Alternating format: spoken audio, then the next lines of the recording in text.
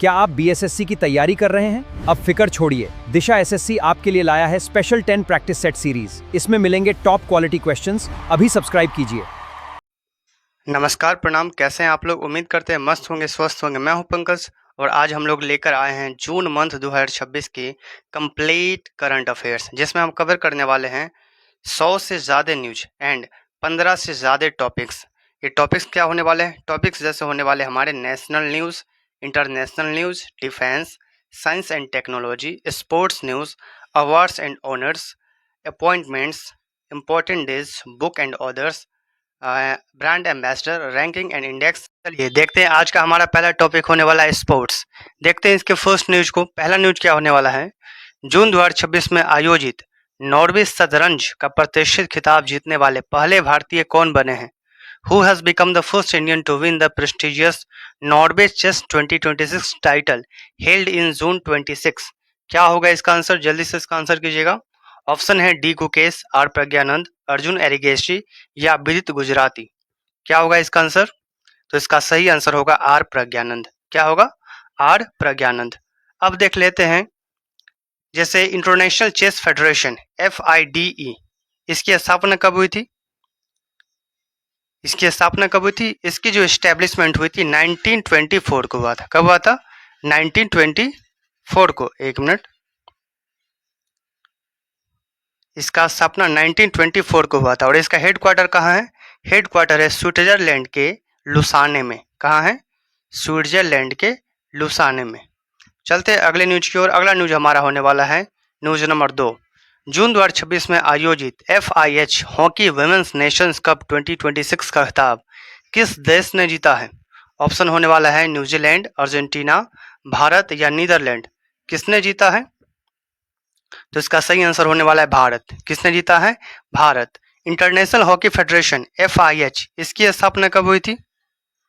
तो इसकी जो स्थापना हुई थी, इसकी भी स्थापना 1924 में हुई थी। कब हुई थी?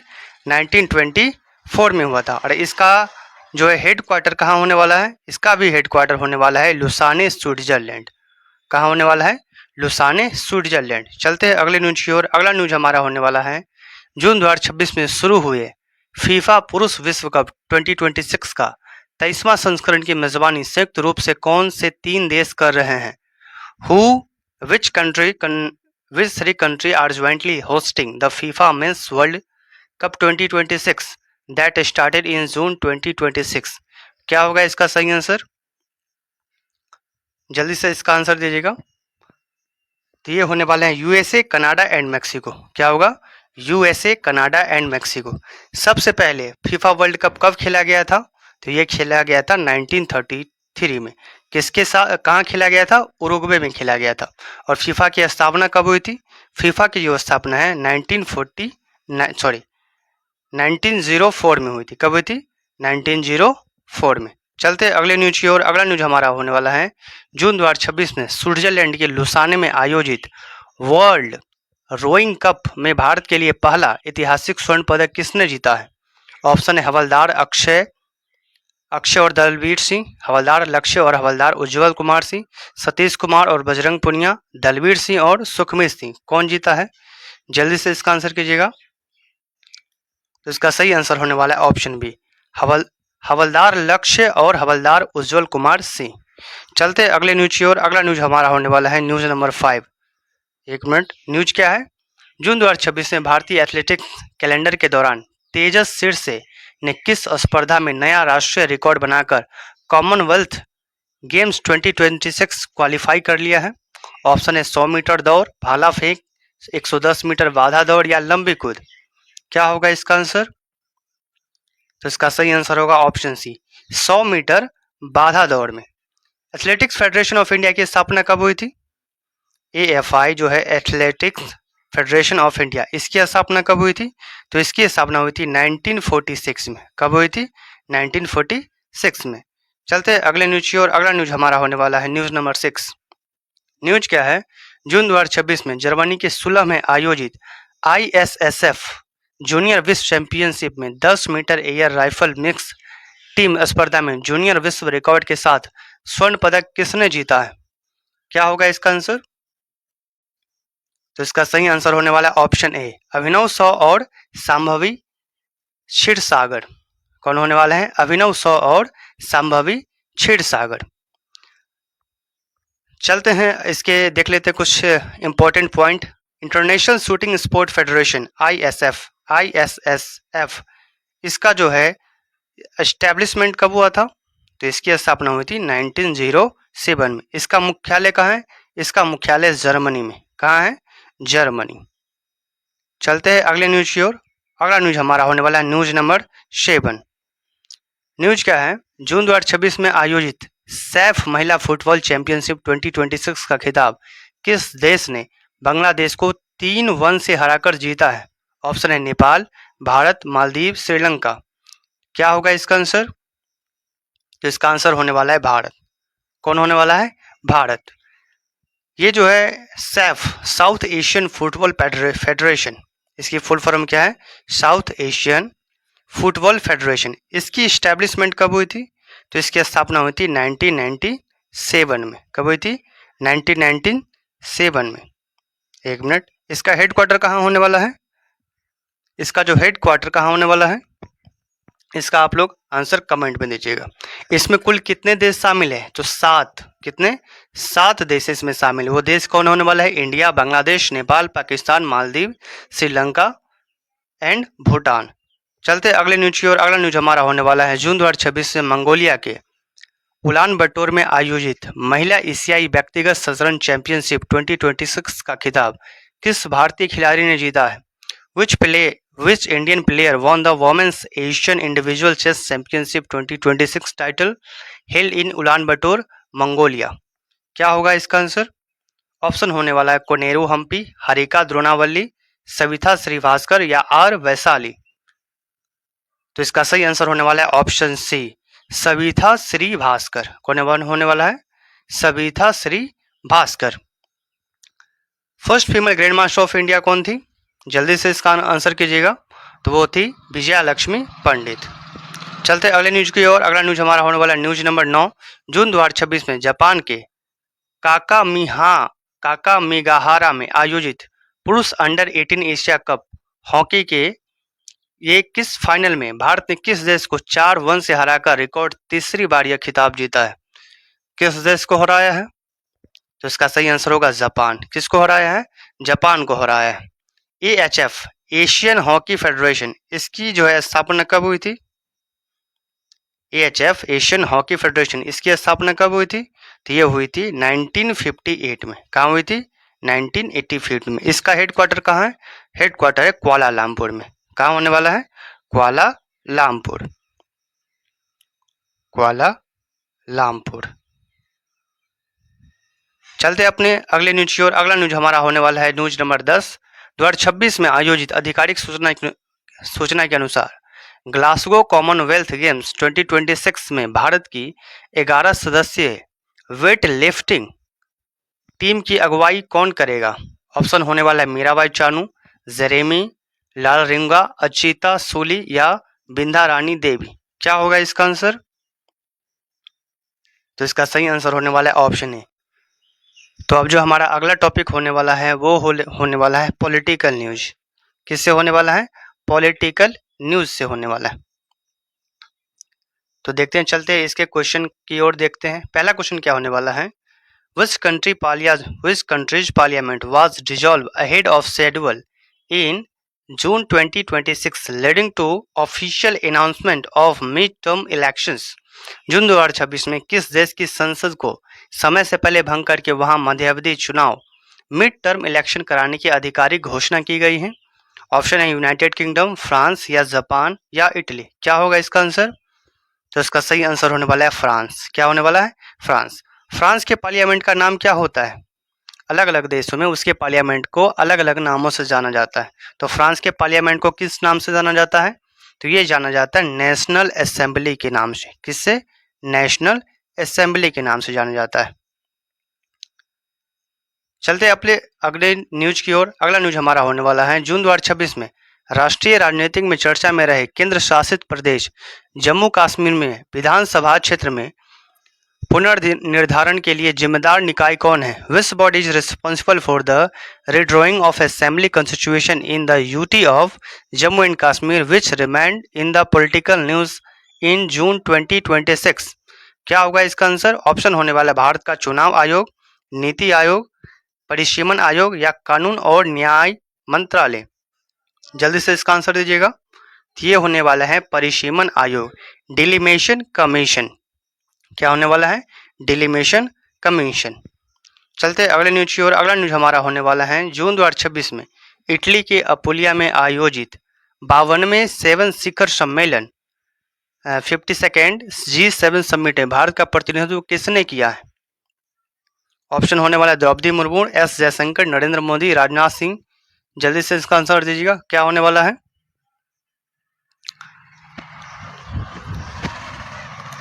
तो इसका आंसर होने वाला है नरेंद्र मोदी। किसने किया है? नरेंद्र मोदी ने किया है, पीएम ने किया है। यहाँ पे उनकी आप इमेज देख सकते हैं। अब क्वेश्चन ये है कि जो G7 समिट है इसकी स्थापना कब हुई थी? ग्रुप ऑफ 7, इसकी स्थापना ग्रुप ऑफ 7 में कौन कौन सा देश है?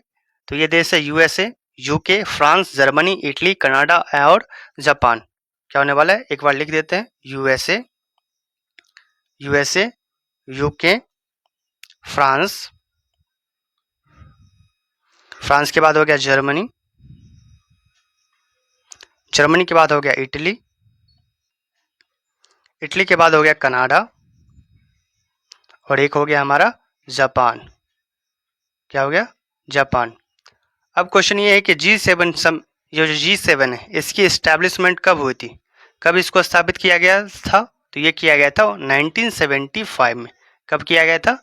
1975 में। चलते अगले न्यूज की ओर। अगला न्यूज हमारा होने वाला है ये जून 2026 में केंद्र सरकार द्वारा एक राष्ट्र एक चुनाव, वन नेशन वन इलेक्शन को लागू करने के लिए किस समिति की सिफारिशों पर राजनीतिक दलों के साथ बैठक की गई है? ऑप्शन है रामनाथ कोविंद समिति, के कस्तूरी रंगन समिति, वाई.डी. रेड्डी समिति या न्यायमूर्ति यू ललित समिति। क्या होगा इसका आंसर? जल्दी से इसका आंसर दीजिएगा। तो इसका सही आंसर होने वाला है रामनाथ कोविंद कमेटी। क्या होने वाला है? रामनाथ कोविंद कमेटी। प्रथम एक साथ चुनाव, फर्स्ट जो पहली बार है एक साथ आम चुनाव, ये कब हुआ था? स्वतंत्रता के बाद पहले 4 आम चुनाव कब हुए थे? 1951 में। कब हुआ था? 1951 से लेकर 1952 ये जो हुआ था ये फर्स्ट आम चुनाव हुआ था, है ना, वन नेशन वन इलेक्शन के बेस पे। चलते अगले न्यूज की ओर। अगला न्यूज हमारा होने वाला है जून 2026 में दक्षिण अफ्रीका में हुए आम चुनाव के बाद किस राजनीतिक नेता को देश के राष्ट्रपति के रूप में दोबारा चुना गया है? क्या होगा इसका आंसर? ऑप्शन है Cyril Ramaphosa, Julius Malema, John Steenhuisen या थाबो म्बेकी। क्या होगा इसका आंसर? तो इसका सही आंसर होने वाला है ऑप्शन ए सिरिल रामाफोसा। क्या होगा? Cyril Ramaphosa. अब आते हैं साउथ अफ्रीका की कैपिटल के बारे में देखते हैं। साउथ अफ्रीका की जो है 3 राजधानियां हैं। कितनी हैं? 3 राजधानियां हैं। इसकी पहली कैपिटल क्या है? पहला जो कैपिटल है जिसे कहते हैं प्रिटोरिया। क्या कहते हैं? प्रिटोरिया। दूसरा कैपिटल क्या है इसका? दूसरे कैपिटल को कहते हैं केप टाउन। क्या कहते हैं? Cape Town. तीसरे नंबर का जो इसका कैपिटल है वो क्या है? ब्लामफोर्टेन। क्या है? ब्लामफोर्टेन। चलिए चलते हैं अगले न्यूज पे। अगला न्यूज हमारा होने वाला है न्यूज नंबर 6। न्यूज क्या है? जून 2026 में लोकसभा स्पीकर ऑफ लोकसभा के चुनाव को लेकर राष्ट्रीय राजनीति में काफी चर्चा रही है। भारतीय संविधान के किस अनुच्छेद के तहत लोकसभा अध्यक्ष का चुनाव किया जाता है? ऑप्शन है आर्टिकल 79, आर्टिकल 85, आर्टिकल 93 या आर्टिकल 110। क्या होगा इसका आंसर? तो इसका सही आंसर होने वाला है ऑप्शन सी आर्टिकल 93। क्या होने वाला है? Article 93। First speaker of Lok Sabha कौन बने थे? भारत के सबसे पहले लोकसभा के अध्यक्ष कौन बने थे? जेबी मावलंकर। कौन बने थे? जेबी मावलंकर। तो ये भी याद रखेंगे आप लोग। चलते हैं अगले न्यूज की ओर। अगला न्यूज हमारा होने वाला है न्यूज नंबर 7। क्या होने वाला है? News number 7। जून 2026 में मैक्सिको के इतिहास में पहली महिला राष्ट्रपति, first women president of Mexico, ये कौन बनी है? ऑप्शन है क्लाउडिलिया शिवनाम, जोचिला गालवेज, क्रिस्टीना फर्नांडिस, डीना बोलुआर्टे। क्या होगा इसका आंसर?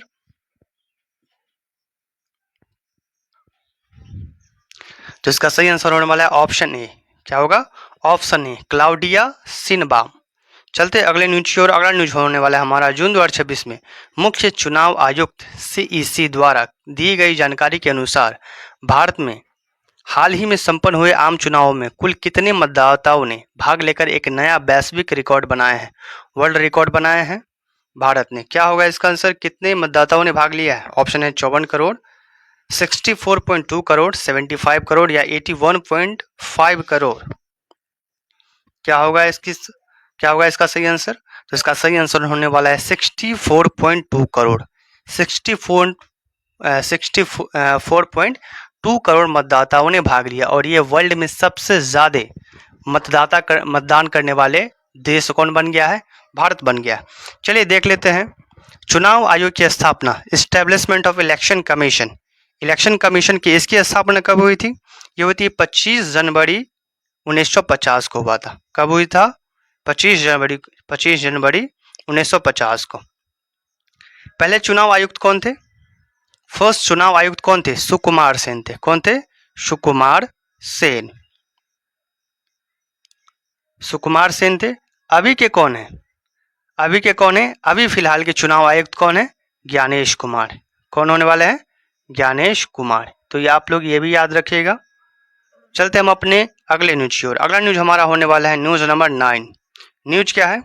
जून 2026 में किस पड़ोसी देश के प्रधानमंत्री ने नई दिल्ली में भारत के प्रधानमंत्री और केंद्रीय मंत्रिपरिषद के साथ शपथ ग्रहण समारोह में विशिष्ट अतिथि के रूप में भाग लिया है?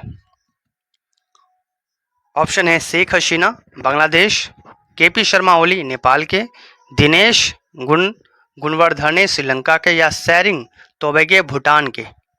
क्या होगा इसका आंसर? तो इसका सही आंसर होने वाला है ऑप्शन ए, शेख हसीना, जो बांग्लादेश के प्रधानमंत्री थे, है ना। इन्होंने नई दिल्ली में भारत के प्रधानमंत्री और केंद्रीय मंत्रिपरिषद के साथ शपथ ग्रहण समारोह में विशिष्ट अतिथि के रूप में भाग लिया है। ठीक है, अब इसके देख लेते हैं कुछ इंपॉर्टेंट पॉइंट। भारत अपनी सबसे लंबी अंतर्राष्ट्रीय भूमि सीमा बांग्लादेश के साथ ही शेयर करती है। लगभग कितना? 4,996.7 किलोमीटर। कितना? 4,996.7 किलोमीटर। इतनी बॉर्डर शेयर करता है किसके साथ? बांग्लादेश के साथ, और ये लॉन्गेस्ट है। चलते हैं अगले न्यूज की ओर। अगला न्यूज हमारा होने वाला है न्यूज नंबर 10। न्यूज क्या है? जून 2026 में दल बदल विरोधी कानून एंटी डिफेक्शन लॉ के तहत कुछ राज्यों के विधायकों की सदस्यता रद्द होने की खबरें राजनीतिक सुर्खियां में रही है। यह कानून किस अनुसूची में शामिल है? News of disqualification of MLAs in some state under the anti defection law grabbed political headlines in June 2026. This law is included in West Schedule of the Indian Constitution. क्या होगा इसका सही आंसर?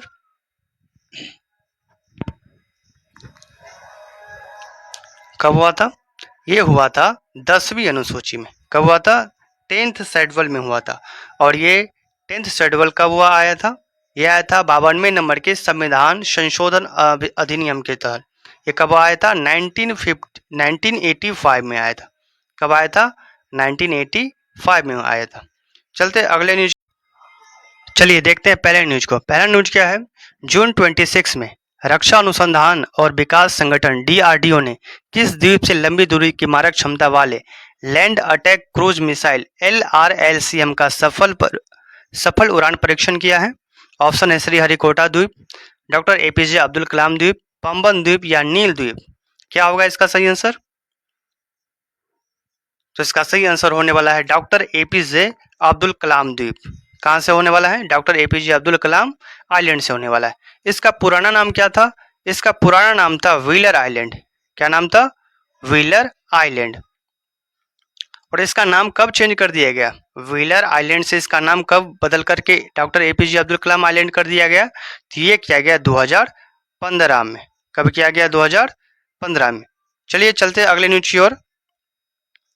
अगला न्यूज हमारा होने वाला है news number 2। News क्या है? जून 2026 में संयुक्त राज्य अमेरिका, यूएसए और मंगोलिया सशस्त्र बलों द्वारा सह प्रायोजित बहुराष्ट्रीय शांति स्थापना सैन्य अभ्यास खान क्वेस्ट 2026 में किस भारतीय रेजिमेंट ने भाग लिया? Option A Rajput regiment, Gorkha rifles, Jat regiment या महार रेजिमेंट। क्या होगा इसका आंसर? तो इसका सही आंसर होने वाला है जाट रेजिमेंट ने भाग लिया। किसने भाग लिया है?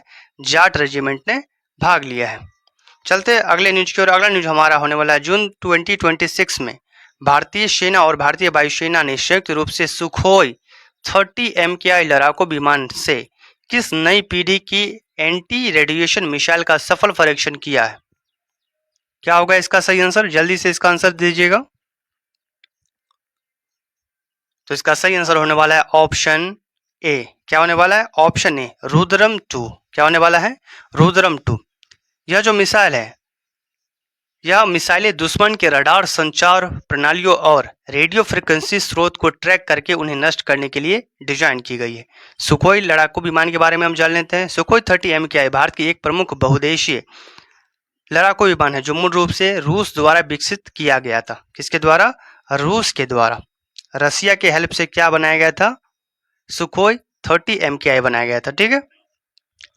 और अब भारत में HAL द्वारा बनाया जाता है। किसके द्वारा? HAL कंपनी के द्वारा सुखोई 30 MKI जो है जेट्स बनाए जाते हैं। चलते हैं अगले न्यूज की ओर। अगला न्यूज हमारा होने वाला है न्यूज नंबर 4। जून 2026 में रक्षा मंत्री राजनाथ सिंह द्वारा DRDO की कार्य प्रणाली में सुधार, पारदर्शिता और दक्षता बढ़ाने के लिए वित्तीय शक्ति के हस्तांतरण हेतु कौन सा नया ढांचा जारी किया गया है? Which new framework was released by Raksha Mantri Rajnath Singh in June 2026 for the delegation of financial powers to enhance efficiency and autonomy in DRDO? क्या होगा इसका सही आंसर?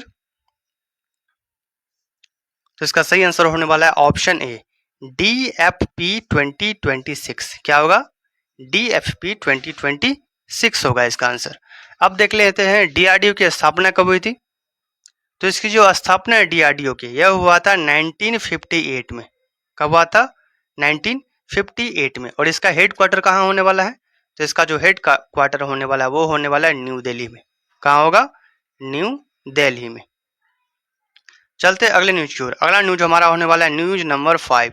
न्यूज क्या है? जून 2026 में भारतीय सेना के मानव रहित युद्ध शस्त्रागार अनमैन्ड वारफेयर अर्सनाल को बढ़ावा देने के लिए शामिल किए गए 106 अग्निवेग या जिसे कहते हैं पीस कीपर ड्रोन किस श्रेणी के अंतर्गत आते हैं? ऑप्शन है निगरानी ड्रोन, कॉमिकेज या सुसाइड ड्रोन, या रसद परिवहन ड्रोन, या टोही ड्रोन। क्या होगा इसका आंसर? जल्दी से इसका आंसर कीजिएगा। तो इसका सही आंसर होने वाला है ऑप्शन बी। क्या होने वाला है? ऑप्शन बी केमिकेज या सुसाइड ड्रोन कहते हैं इसको। अब देख लेते हैं ये केमिकेज ड्रोन, इसका मतलब क्या होता है। केमिकेज शब्द जो है मूल रूप से जापानी भाषा से आया है। कहाँ से आया है? जापानी भाषा से, जिसका संबंध द्वितीय विश्व युद्ध के आत्मघाती हमलावर विमान से था। रक्षा तकनीक में इन्हें लोइटिंग म्यूजियम भी कहते हैं। क्या कहते हैं? म्यूनिशन। ये लक्ष्य से टकराकर खुद को ब्लास्ट कर लेता है। क्या कर लेता है? लक्ष्य से टकराने के बाद ये खुद को ब्लास्ट कर लेता है और वहां क्या कर देता है? विनाश कर देता है। चलते अगले न्यूज की ओर। अगला न्यूज हमारा होने वाला है न्यूज नंबर 6। न्यूज क्या होने वाला है? जून 2026 में उमरोई मेघालय में संपन्न हुए बहुराष्ट्रीय सैन्य अभ्यास प्रगति 2026 का मुख्य फोकस क्षेत्र क्या था? क्या होगा इसका आंसर? जल्दी से इसका आंसर कीजिएगा। तो इसका सही आंसर होने वाला है ऑप्शन बी। क्या होने वाला है? Option B counter terrorism operation in semi mountains and jungle terrain. क्या होने वाला है? काउंटर टेररिज्म के खिलाफ जो है इस मिशन को लॉन्च किया गया है ना, सैन्य अभ्यास किया गया था। अब देख लेते हैं ये जो उमरई ट्रेनिंग नोड है UTN उमरई ट्रेनिंग नोड, ये है क्या? ये मेघालय के उमरई सैन्य स्टेशन विदेशी सेनाओं के साथ संयुक्त सैन्य अभ्यासी की मेजबानी करने के लिए भारत का एक प्रमुख फॉरेन ट्रेनिंग नोड है। क्या है ये? फॉरेन ट्रेनिंग नोड है। इसको भी आप याद रखिएगा, फॉरेन ट्रेनिंग नोड। चलिए चलते अगले न्यूज की ओर। अगला न्यूज हमारा होने वाला है न्यूज नंबर 7। न्यूज क्या है? जून 2026 में भारतीय नौसेना के पश्चिमी नौसेना कमान बेस मुंबई से किस लड़ाकू और पनडुब्बी रोधी हेलीकॉप्टर संस्करण 55 वर्ष की शानदार सेवा के बाद औपचारिक रूप से विदाई कर दी गई है? किसे किया गया है? क्या होगा इसका आंसर? ऑप्शन होने वाला है चीता हेलीकॉप्टर, सी क्रिंग ब्रावो, ध्रुव ALH या चिनिक हेलीकॉप्टर। क्या होगा इसका आंसर? तो इसका आंसर होने वाला है ऑप्शन बी। क्या होने वाला है? Option B. अब देख लेते कुछ इसकी इंपॉर्टेंट फैक्ट। नौसेना नवल कमांड्स क्या होते हैं? भारतीय नौसेना के 3 प्रमुख कमांड्स है। पश्चिमी नौसेना कमांड जो कि कहाँ है? मुंबई में। कहाँ स्थित है? मुंबई में। उसके बाद पूर्वी नौसेना कमांड यह है विशाखापट्टनम में। कहाँ है? विशाखापट्टनम।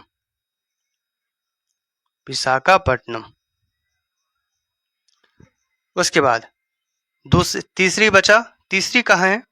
जो तीसरी है ये दक्षिणी नौसेना कमान है, यह कोच्चि में स्थित है। कहाँ स्थित है? कोच्चि में स्थित है। तो चलिए चलते हैं अगले न्यूज की ओर। अगला न्यूज हमारा होने वाला है न्यूज नंबर 8। न्यूज क्या है? जून 2026 में आत्मनिर्भर भारत अभियान के तहत भारतीय सेना ने किस स्वदेशी तोपखानों आर्टिलरी गन की 300 और इकाइयां खरीदने के लिए अनुबंध प्रक्रिया को अंतिम रूप दिया है? भारत ने किससे 300 और इकाइयां इसकी जो आर्टिलरी गन की जो है, एक किस आर्टिलरी गन को खरीदने के लिए और ऑर्डर दे दिए हैं? तो इसका क्या होगा आंसर? इसका सही आंसर होने वाला है ऑप्शन बी। क्या होगा? K9 वज्र को। किसको? K9 वज्र को। अब देख लेते हैं artillery regiment day. Artillery regiment day ये हर साल कब मनाया जाता है? तो ये हर साल 23 सितंबर को मनाया जाता है। कब मनाया जाता है? हर साल 23 सितंबर को मनाया जाता है। गनर डे या तोपखाना स्थापना दिवस के रूप में भी इसे जाना जाता है। चलते अगले न्यूज की ओर। अगला न्यूज हमारा होने वाला है न्यूज नंबर 9। न्यूज क्या है? जून 2026 में भारत और मलेशिया के बीच सैन्य जुड़ाव द्विपक्षीय अभ्यास और रक्षा विनिर्माण सहयोगी की समीक्षा के लिए 12वीं सैन्य सहयोग बैठक कहां आयोजित की गई थी?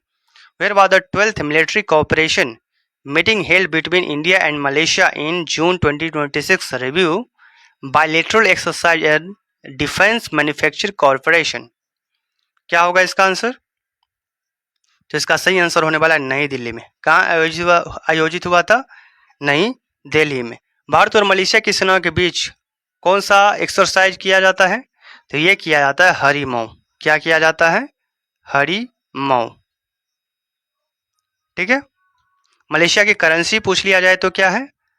मलेशिया की करेंसी क्या है? तो करेंसी इसके रिंगिट। क्या है? रिंगिट भी कहते हैं इसको, रिंगिट इसकी करेंसी है। चलिए चलते अगले न्यूज की ओर। अगला न्यूज हमारा होने वाला है न्यूज नंबर 10। न्यूज क्या है? जून 2026 में सार्वजनिक क्षेत्र के किस शिपयार्ड कंपनी को भारत सरकार द्वारा रक्षा उत्पादन और वाणिज्यिक जहाज निर्माण में मजबूत प्रदर्शन करने के लिए इसे नवरत्न का दर्जा दिया गया है? किसे दिया गया है नवरत्न का दर्जा? हाल में देखिए आप ऑप्शन जल्दी से इसका आंसर कीजिएगा। इसका सही आंसर होने वाला है option C, Garden Reach Shipbuilders and Engineers को। किसको? Garden Reach Shipbuilders and Engineers को दिया गया। ये जो है Garden Range Shipbuilders and Engineers, जिसे शॉर्ट फॉर्म में GRSE कर लेते हैं, है ना। इसका हेडक्वार्टर कहाँ है? इसका जो मुख्यालय कहाँ होने वाला है? यह होने वाला है कोलकाता। कहाँ होने वाला है? चलिए आते हम अपने न्यू टॉपिक पे। अब जो हमारा टॉपिक होने वाला है वो होने वाला है साइंस एंड टेक्नोलॉजी। क्या होने वाला है? Science and technology. और क्या होने वाला है? और इसमें ब्रांड एम्बेसडर भी शामिल है। क्या है? Brand ambassador. ठीक है, तो चलते हैं अपने अगले टॉपिक की ओर। देखते हैं पहला क्वेश्चन, पहला न्यूज क्या होने वाला है इससे। जून 2026 में भारतीय अंतरिक्ष अनुसंधान इसरो ने अपनी आगामी मानवयुक्त अंतरिक्ष मिशन गगनयान के लिए किस उन्नत लाइफ सपोर्ट सिस्टम का सफल ग्राउंड टेस्ट पूरा कर लिया है? Which advanced environmental control and life support system, जिसका फुल फॉर्म क्या है? ECLC, did ISRO successful grounded test in June 2026 for its upcoming manned space mission Gaganyaan. इसका क्या होने वाला है आंसर? इसका ऑप्शन होने वाला है बायो सस्टेन 2.0, स्वदेशी मित्र ECLSS, या एरो लाइफ के, या स्पेस शील्ड X। क्या होगा इसका आंसर? तो इसका आंसर होने वाला है ऑप्शन बी, स्वदेशी मित्र ECLSS, जिसे कहते हैं इंडिजीनियसली डेवलप्ड मित्र ECLC। अब आते हैं इसरो की स्थापना और इसके हेडक्वार्टर्स देख लेते हैं। इसरो की जो स्थापना, इस्टेब्लिश ईयर, ये कब हुआ था? तो इसका जो स्थापना हुआ था 1969 में हुआ था। कब हुआ था? 1969 में हुआ था। और इसका हेडक्वार्टर कहाँ था? हेडक्वार्टर इसका था बेंगलुरु में। कहाँ था? बेंगलुरु। एक मिनट, बेंगलुरु। कहाँ था? बेंगलुरु। चलते हैं अगले न्यूज की ओर। अगला न्यूज हमारा होने वाला है ये। न्यूज क्या है? जून 2026 में लग्जरी घड़ी निर्माता कंपनी रोलेक्स, किसने? रोलेक्स, जो कि घड़ी की दुनिया में सबसे बड़ी कंपनी है। सभी को पता होगा कि इसकी घड़ी बहुत ही ज़्यादा कॉस्टली आती है, जो अमीरों के बच्चे या अमीर ही अफोर्ड कर पाते हैं। इसके जो है नए ब्रांड एम्बेसडर कौन बने हैं? ऑप्शन है दीपिका पादुकोण, प्रियंका चोपड़ा, या आलिया भट्ट, या ऐश्वर्या राय बच्चन। कौन बने हैं इसका ब्रांड एम्बेसडर? तो ये बने हैं प्रियंका चोपड़ा। कौन बन गए हैं? प्रियंका चोपड़ा। चलिए चलते हैं अगले न्यूज की ओर। अगला न्यूज हमारा होने वाला है जून 2026 में दुनिया के सबसे शक्तिशाली सुपर कंप्यूटरों की टॉप 500 की लिस्ट में भारत का जो है सबसे तेज सुपर कंप्यूटर कौन सा घोषित हुआ है?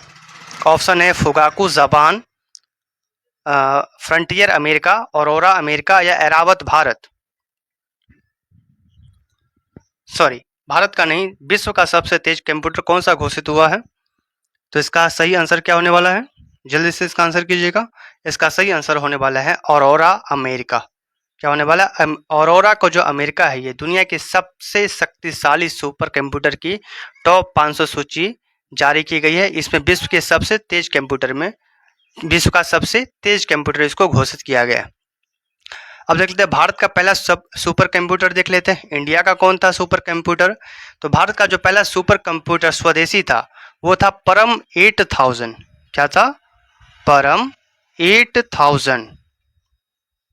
ठीक है, जिसे 1991 में सीडेक पुणे द्वारा विकसित किया गया था। किसके द्वारा? सीडेक कंपनी के द्वारा। और ये कंपनी कहाँ है? पुणे में स्थित है। इसके द्वारा भारत का पहला जो है सुपर कंप्यूटर लॉन्च किया गया था, परम 8000। चलिए चलते अगले न्यूज की ओर। अगला न्यूज हमारा होने वाला है न्यूज नंबर 4। न्यूज क्या है? जून 2026 में कल्याण ज्वेलर्स के स्वामित्व वाले omni channel lifestyle jewellery brand Candere, ये सब बहुत ज़्यादा बड़ा ब्रांड है ज्वेलरी ब्रांड का। इसका नया ब्रांड एम्बेसडर कौन बना है? जो ज्वेलरी ब्रांड कैंडेयर, इसका न्यू ब्रांड एम्बेसडर कौन बना है? ऑप्शन है हरमनप्रीत कौर, स्मृति मंदाना, जमिया रोडिक्स, या शेफाली वर्मा। क्या होगा इसका आंसर? तो इसका सही आंसर होने वाला है स्मृति मंदाना। क्या होगा? स्मृति मंदाना जो है इसके ब्रांड एम्बेसडर बनी है। ये क्या है? ये फीमेल क्रिकेटर है। क्या है? Female cricketer. Smriti Mandhana ICC द्वारा 2 बार 2018 और 2021 में प्रतिष्ठित राचेल हेहो फिल्ट ट्रॉफी जो है इसे सम्मानित किया जा चुका है। कौन सी trophy? Rachael Heyhoe Flint trophy. चलते अगले न्यूज की ओर। अगला न्यूज हमारा होने वाला है न्यूज नंबर 5। न्यूज क्या है? जून 2026 में माइक्रोसॉफ्ट और ओपन एआई ने संयुक्त रूप से किस नए एआई संचालित सुपर कंप्यूटिंग आर्किटेक्चर को लॉन्च किया है जो जटिल क्वांटम गणनाओं को हल कर सकता है? Which new AI powered super computer architecture was jointly launched by Microsoft and OpenAI in 2026 to solve complex quantum calculations. Option है project Stargate, Nexus AI, quantum opus, या कॉस्मोस 1। क्या होगा इसका आंसर? तो इसका सही आंसर होने वाला है प्रोजेक्ट स्टारगेट। क्या होने वाला है? Project Stargate. ओपन एआई की स्थापना कब हुई थी? आप लोग इसका आंसर बताइए, ओपन एआई की स्थापना कब हुई थी? तो ओपन एआई की जो स्थापना हुई थी दिसंबर 2025 में। कब हुआ है? दिसंबर 25 में हुई थी। और इसकी मुख्यालय कहाँ है, हेडक्वार्टर कहाँ है? यह है सैन फ्रांसिस्को। कहाँ है? सैन फ्रांसिस्को में। ठीक है, चलिए चलते हैं, अब थोड़ा जान लेते हैं क्वांटम कंप्यूटिंग का आधार, इसका बेसिक क्या होने वाला है। तो ये होता है पारंपरिक कंप्यूटर जहां बिट्स 0 और 1 पर काम करती है, वहीं क्वांटम कंप्यूटर क्यूबिट्स का उपयोग करते हैं। नॉर्मल कंप्यूटर किस पे काम करते हैं? 0 और 1 पे। लेकिन सुपर कंप्यूटर किस पे काम करते हैं? ये काम करते हैं क्वांटम बिट्स पे। यही फर्क है सुपर कंप्यूटर में और नॉर्मल कंप्यूटर में। चलते हैं अगले न्यूज की ओर। अगला न्यूज हमारा होने वाला है न्यूज नंबर 6। न्यूज क्या है? जून 2026 में लग्जरी होटल श्रृंखला JW मैरियट ने वैश्विक विपणन अभियानों के लिए किसे अपना नया ग्लोबल ब्रांड एम्बेसडर नामित किया है? Who has been named as the new global brand ambassador by the luxury hotel chain JW Marriott for international marketing campaign in June 2026? Option है करीना कपूर खान, ऐश्वर्या राय बच्चन, प्रियंका चोपड़ा, सुष्मिता सेन। क्या होगा इसका आंसर? इसका सही आंसर होने वाला है ऐश्वर्या राय बच्चन को। किसको? ऐश्वर्या राय बच्चन को न्यू ब्रांड एम्बेसडर जो है बनाया है। कौन से कंपनी ने? JW मैरियट कंपनी ने। अब बता दें ऐश्वर्या राय बच्चन जो ये हैं, ऐश्वर्या राय बच्चन, इसको मिस वर्ल्ड का टाइटल मिल चुका है। कब मिला है? 1994 में। कब मिला था? 1994 में मिस वर्ल्ड का इसको टाइटल मिल चुका है। ठीक है, मिस वर्ल्ड के खिताब पाने वाली सबसे पहली महिला कौन थी? उसी वर्ष जो है सुष्मिता सेन को भी मिस यूनिवर्स का खिताब जीता था। कौन सा? मिस यूनिवर्स का। और मिस वर्ल्ड का किसने जीता था? तो ये जीता था ऐश्वर्या राय। चलते अगले न्यूज की ओर। अगला न्यूज हमारा होने वाला है न्यूज नंबर 7। न्यूज क्या है? जून 2026 में IIT मद्रास के शोधकर्ताओं ने कैंसर कोशिकाओं कैंसर सेल के शुरुआती स्तर पर ही नष्ट करने के लिए किस नैनो प्रौद्योगिकी आधारित थेरेपी, जिसे कहते हैं नैनो टेक थेरेपी, का सफल परीक्षण किया है? इन June 2026 researchers at IIT Madras successfully tested which nanotechnology based therapy to destroy cancer cell at an early stage. क्या होगा सही इसका सही आंसर? तो इसका सही आंसर होने वाला है ऑप्शन बी। क्या होने वाला है? Option B, magneto thermal nano technology. क्या होने वाला है? Magneto nano thermal technology. चलिए तो चलते हैं अगले क्वेश्चन की ओर। और इससे पहले इसको थोड़ा और जान लेते हैं इसके बारे में। स्टडी ऑफ कैंसर को क्या कहा जाता है? तो ये बायोलॉजी का क्वेश्चन, लेकिन आप लोग बताइएगा स्टडी ऑफ कैंसर क्या कहा जाता है? तो इसको कहा जाता है ऑन्कोलॉजी। क्या कहा जाता है? ऑन्कोलॉजी। भारत का पहला IIT कौन था? भारत का पहला IIT कौन था? ये था IIT खड़गपुर, जिसकी स्थापना कब हुई थी? 1951 में। 1951 में। चलिए चलते अगले न्यूज की ओर। अगला न्यूज हमारा होने वाला है न्यूज नंबर 8। न्यूज क्या है? जून 2026 में अंतर्राष्ट्रीय कॉस्मेटिक ब्रांड कीको मिलानो ने अपनी अमेरिका और वैश्विक बाजार में विस्तार के लिए किसे अपना नया ग्लोबल ब्रांड एम्बेसडर घोषित किया है? ऑप्शन होने वाला है Madonna, Taylor Swift, Selena Gomez या लेडी गागा। क्या होगा इसका सही आंसर? तो इसका सही आंसर होगा मैडोना। क्या होगा? मैडोना। ये क्या है? एक क्वीन ऑफ पॉप सिंगर कहा जाता है इसको। क्या कहा जाता है? Queen of pop singer. ठीक है, सॉरी, क्वीन ऑफ पॉप कहा जाता है ना। चलते हैं अगले न्यूज की ओर। अगला न्यूज हमारा होने वाला है न्यूज नंबर 9। न्यूज क्या है? जून 2026 में यूरोपीय अंतरिक्ष एजेंसी ESA ने किस नए उपग्रह को सफलतापूर्वक लॉन्च किया है जो पृथ्वी के वायुमंडल में ग्रीन हाउस गैस के सटीक स्रोत का मैपिंग करता है? क्या होगा सही इसका आंसर? ऑप्शन होने वाला है इसका गया X, carbon map 3D, earth care GHG, trace gas guardian. क्या होगा इसका आंसर? तो इसका सही आंसर होने वाला है ऑप्शन सी, अर्थ केयर, अर्थ केयर GHC। क्या होने वाला है? अर्थ केयर GHC। अब आते हैं ESA, जैसे कहते हैं यूरोपियन स्पेस एजेंसी, इसका हेडक्वार्टर कहाँ होने वाला है? तो इसका हेडक्वार्टर होने वाला है कहाँ? पेरिस, फ्रांस में। कहाँ होने वाला है? Paris, France. ठीक है। अब इसकी स्थापना कब हुई थी? ये हुई थी 1975 में। कब हुआ था? 1975 में हुआ था। अब बताइए, आप लोगों से क्वेश्चन है, ग्रीन हाउस गैसेस कौन कौन होती हैं? तो ये होती है CO2, जिसे कहते हैं कार्बन डाइऑक्साइड। उसके बाद होता है मीथेन, जिसे कहते हैं CH4, और नाइट्रस ऑक्साइड, जिसे कहते हैं N2O। क्या कहते हैं? N2O। और वाटर वेपर भी होता है। क्या होता है? Water vapour. इसको भी क्या कहा जाता है? ग्रीन हाउस गैस कहा जाता है। चलिए चलते हैं अगले न्यूज की ओर। अगला न्यूज हमारा है न्यूज नंबर 10। न्यूज क्या होने वाला है? जून 2026 में केंद्र सरकार ने डिजिटल इंडिया अभियान के तहत ग्रामीण भारत में AI शिक्षा को बढ़ावा देने के लिए किसे AI फॉर रूरल इंडिया पहल का नया ब्रांड एम्बेसडर नियुक्त किया है? Under the central of government Digital India campaign, who has been appointed as the national brand ambassador for AI for rural Indian initiative to promote AI education in rural India in June 2026? Option है सोनू सूद, आयुष्मान खुराना, पंकज त्रिपाठी या मनोज वाजपेयी। क्या होगा इसका answer? तो इसका सही answer होने वाला है सोनू सूद। क्या होने वाला है? सोनू सूद। अब जान लीजिए थोड़ा डिजिटल इंडिया जो मिशन था, कैंपेन था, इसके बारे में। ये भारत सरकार द्वारा ये कार्यक्रम कब चालू किया गया था? ये किया गया था 1 जुलाई 2015 को। कब किया गया था? 1 जुलाई 2015 को। चलते अब सोनू सूद जी के बारे में थोड़ा चर्चा कर लेते हैं। Autobiography of Sonu Sood. इसकी ऑटोबायोग्राफी क्या है? आई एम नो मसीहा। क्या है? आई एम नो मसीहा। एक मिनट, आई एम नो मसीहा। चलिए अब जो हमारा टॉपिक होने वाला है वो होने वाला है अवार्ड्स। क्या होने वाला है? अवार्ड्स। तो चलिए देख लेते हैं अवार्ड से रिलेटेड न्यूज। पहला न्यूज क्या होने वाला है? Who was posthumously confirmed with the prestigious Padam Vibhushan 2026 by President Draupadi Murmu at the civil investiture ceremony to held at Rashtrapati Bhavan.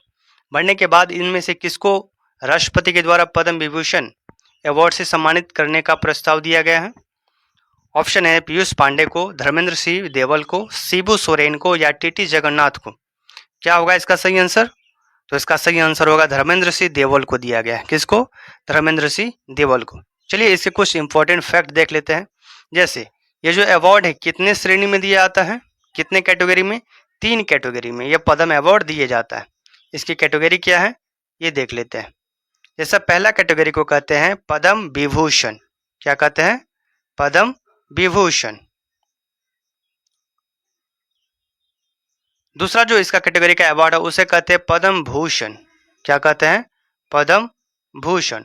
और तीसरा जो इसका अवार्ड है उसको कहते हैं पद्म श्री। क्या कहते हैं? पद्म श्री। ये जो पद्म अवार्ड्स है इसकी स्टार्ट कब हुई थी? इसकी स्थापना कब हुई थी? मतलब कब से दिया जा रहा है कंटिन्यूअसली? तो ये दिया जा रहा है 1954 से। कब से दिया जा रहा है? 1954 से पद्म अवार्ड कंटिन्यूअसली दिया जाता है।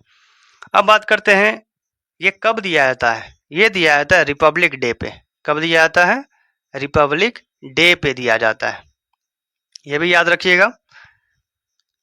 चलिए तो चलते हैं अगले न्यूज की ओर। अगला न्यूज हमारा होने वाला है जून 2026 में यूनाइटेड किंगडम द्वारा जारी की गई किंग्स बर्थडे ऑनर्स लिस्ट 2026 में किस प्रसिद्ध ब्रिटिश भारतीय चिकित्सा विशेषज्ञ को प्रतिष्ठित डैम ग्रैंड क्रॉस जिसे कहते हैं GBE से सम्मानित किया गया है?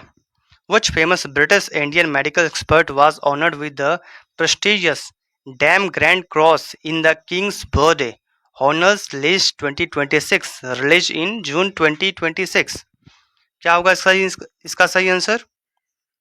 इसका सही आंसर होने वाला है डेम परवीन कुमार। होने वाले हैं डेम परवीन कुमार।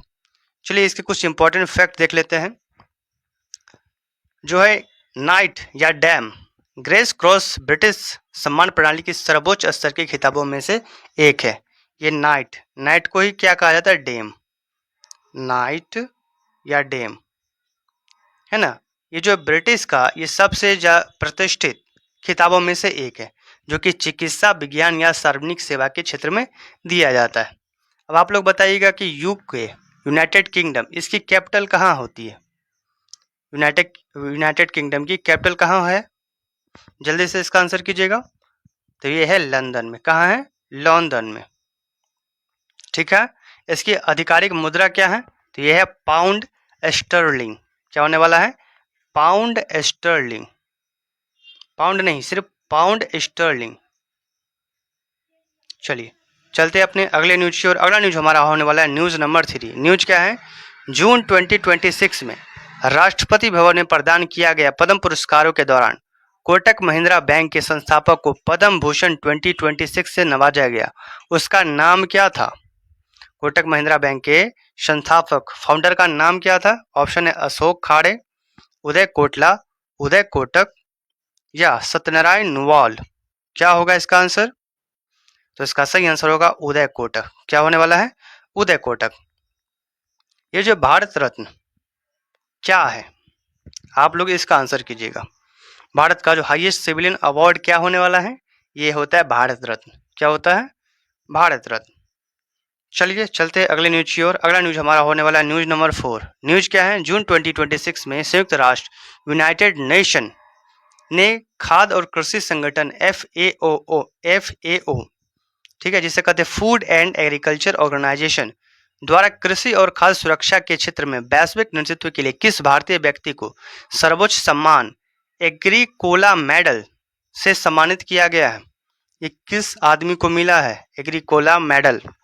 तो जब भी मेडल क्रेडिट लेने की बात आए तो वो कौन आ जाते हैं? हमारे नरेंद्र मोदी, महामानव जी आ जाते हैं। तो इन्हीं को मिला है। अब देख लेते हैं FAO जो है फूड एंड एग्रीकल्चर ऑर्गेनाइजेशन, इसकी स्थापना कब हुई थी? तो इसकी स्थापना हुई थी 16 अक्टूबर 1945 को। कब हुआ था? 16 अक्टूबर 1945 को हुआ था। इसका हेडक्वार्टर कहाँ है? हेडक्वार्टर है इटली के रोम में। कहाँ स्थित है? इटली के रोम में स्थित है। और हर साल 16 अक्टूबर को क्या मनाया जाता है? विश्व खाद्य दिवस, वर्ल्ड फूड डे मनाया जाता है। यह भी आप लोग जरूर याद रखिएगा। 16 अक्टूबर को क्या मनाया जाता है? World food day. चलते अगले न्यूज की ओर। अगला न्यूज हमारा होने वाला है न्यूज नंबर 5। न्यूज क्या है? जून 2026 में सिनेमा और कला के क्षेत्र में 5 दशक से अधिक अद्वितीय योगदान के लिए किस प्रसिद्ध मलयालम अभिनेता को औपचारिक रूप से पद्म भूषण 2026 पुरस्कार से अलंकृत किया गया है? Which famous Malayalam actor was formally decorated with the Padma Bhushan 2026 award in June 2026 for his unmatched contribution of over 5 decades to cinema and arts? Option है मोहनलाल को, ममूटी को, पृथ्वीराज सुकुमारन को या फहद फाजिल को। किसको मिला है ये? ये मिला है ममूटी को। किसको मिला है? ममूटी को मिला है। अब बात करते हैं हाईएस्ट नेशनल सिनेमा अवार्ड क्या होता है भारत में? हाईएस्ट नेशनल सिनेमा अवार्ड क्या होता है? आप लोग इसका आंसर कीजिएगा। ये होता है दादा साहेब फाल्के अवार्ड। क्या होता है? दादा साहेब फाल्के अवार्ड। ठीक है, दादा साहेब फाल्के अवार्ड। इसको भी आप लोग जरूर याद रखिएगा, एग्जाम में पूछ लिए जाते हैं। आप लोग ये बताइए दादा साहेब फाल्के अवार्ड ये कब से दिया जा रहा है? इसकी शुरुआती डेट भी तो पूछा जा सकता है। तो ये दिया जा रहा है 1969 से दिया जा रहा है। कब से दिया जा रहा है? 1969 से। अब देखते हैं अलग क्वेश्चन इसी में। पहली भारतीय बोलती film, first Indian talking film कौन सी थी जो 1931 में रिलीज हुई थी? क्या होगा इसका आंसर? तो इसका आंसर होने वाला है राजा हरिश्चंद्र। क्या होने वाला है? राजा हरिश्चंद्र। ये भारत की पहली, ये भारत की पहली मुख्य फिल्म थी। कौन थी? मुख्य फिल्म थी। लेकिन अगर बोलती फिल्म की बात करें तो आलम आरा थी। कौन थी? आलम आरा। आलम आरा। ठीक है, जो रिलीज कब हुआ था? 1931 में। लेकिन इससे पहले भी फिल्म बन चुकी थी। वो कौन थी? वो थी राजा हरिश्चंद्र। क्या थी? राजा हरिश्चंद्र। ये बना था 1913 में। राजा हरिश्चंद्र। ये प्रथम मुख्य फिल्म थी, इसमें साउंड नहीं था। क्या नहीं था? साउंड नहीं था। तो आप लोग इसको भी याद जरूर रखिएगा।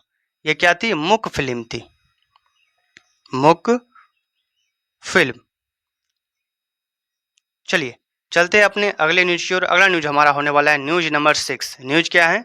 जून 2026 में हॉलीवुड की दिग्गज अभिनेत्री डेम हेलेन मिरेल को मनोरंजन जगत में उनके आजीवन योगदान के लिए प्रतिष्ठित अंतर्राष्ट्रीय पुरस्कार किससे सम्मानित किया गया है?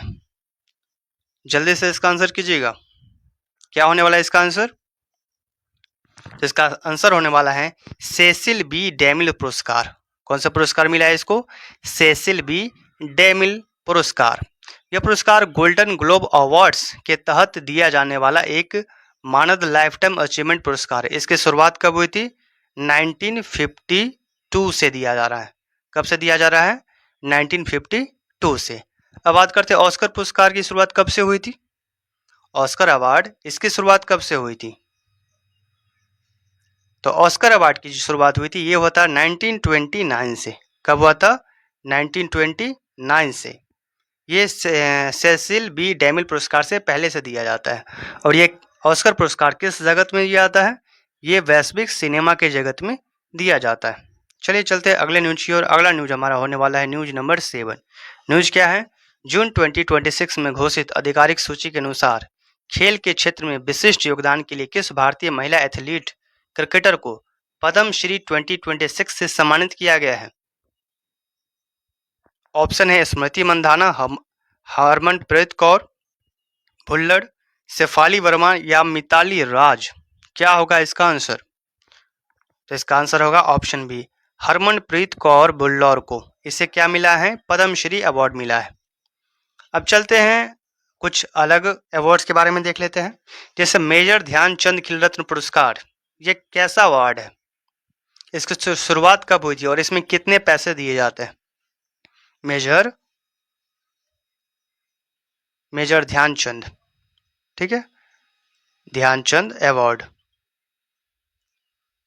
इसमें कितने राशि दी जाती है? तो इसमें राशि दी जाती है 25 लाख। कितना? 25 लाख दी जाती है। इसकी शुरुआत कब हुई थी? शुरुआत हुई थी 1991 से लेकर 1991 और 1992 के बीच में हुआ था। कब हुआ था? 1991 और 1992 के बीच में। तो इसको भी आप लोग जरूर याद रखिएगा। और अर्जुन अवार्ड की बात कर लेते हैं। इसकी राशि कब कितनी दी जाती है अर्जुन अवार्ड में? अर्जुन अवार्ड इसकी राशि कितनी होती है? तो इसमें दिया जाता है 15 लाख। कितना देता है? 15 लाख दिया जाता है। और ये कब से दिया जा रहा है अवार्ड? 1961 से दिया जा रहा है। कब से? 1961 से। चलिए चलते अगले न्यूज की ओर। अगला न्यूज हमारा होने वाला है न्यूज नंबर 8। न्यूज क्या है? Which global leader was honored with the Guardian of Blue Horizon award by Seychelles president Patrick harmony. क्या नाम है इनका? पैट्रिक हार्मनी नाम है, sorry, Patrick harmony in June 2026। देखिए सबसे पहले ये काफ़ी चर्चा में रहा है। सेशल्स के प्रेसिडेंट, जो कि बहुत छोटा सा देश है, इसकी पॉपुलेशन ही मात्र वही 23-24 लाख है। तो इसके आपको प्रेसिडेंट का नाम पूछ लिया जाएगा, तो प्रेसिडेंट का नाम तो ऐसे ही आप लोग याद रखिए, पैट्रिक हार्मनी। इन्होंने प्रधानमंत्री नरेंद्र मोदी को अवार्ड दिया है। अवार्ड कौन सा है? Guardian of blue horizon. क्या दिया है? गार्डियन ऑफ ब्लू होराइजन का अवार्ड दिया है। लेकिन किसे दिया है? ऑप्शन है जो बाइडेन को दिया है, नरेंद्र मोदी को दिया है, ऋषि सुनक को दिया है, या इमैनुअल मैक्रोन को दिया है। क्या होगा इसका आंसर? तो आंसर होगा हमारे मोदी चाचा। जब भी अगर क्रेडिट लेने का बात आए तो कौन आएंगे? नरेंद्र मोदी जी आएंगे। 21 लाख पॉपुलेशन के देश वाले प्रेसिडेंट अवार्ड दे रहे हैं 150 करोड़ देश वाले प्राइम मिनिस्टर को। तो देश तो हमारा बहुत तरक्की कर चुका है। अब देख लेते हैं सेशल्स की राजधानी क्या होने वाली है। सेशल्स की राजधानी क्या है? तो सेशल्स की राजधानी है विक्टोरिया। क्या होने वाला है? इसकी जो राजधानी है, कैपिटल होने वाला है विक्टोरिया। क्या होने वाला है? विक्टोरिया। और इसकी जो मुद्रा ये क्या होती है? यह है सेशल्स रूपी। क्या होने वाला है? Seychelles rupees. इसको भी आप लोग जरूर याद रखिएगा, ये आपको जरूर पूछ देगा स्टैटिस्टिक्स में। क्योंकि ये करंट का न्यूज है और करंट के न्यूज से ही जो क्वेश्चन बार बार पूछे जाते हैं। स्टैटिक जीके का क्वेश्चन करंट के न्यूज से ही लिया जाता है। तो जितने भी इंपॉर्टेंट पॉइंट मैं बता रहा हूँ क्वेश्चन में, जरूर उसको नोटिस करते जाइएगा अपने कॉपी में और नोट भी करते जाइएगा। चलिए अगले न्यूज की ओर चलते हैं। अगला न्यूज हमारा होने वाला है न्यूज नंबर 9। न्यूज क्या होने वाला है? जून 26 में किस प्रसिद्ध भारतीय शास्त्रीय वायलिन वादक को राष्ट्रपति भवन में आयोजित विशेष गरिमाई समारोह में कला के क्षेत्र में सर्वोच्च नागरिक योगदान के लिए पद्म विभूषण 2026 प्रदान किया गया है?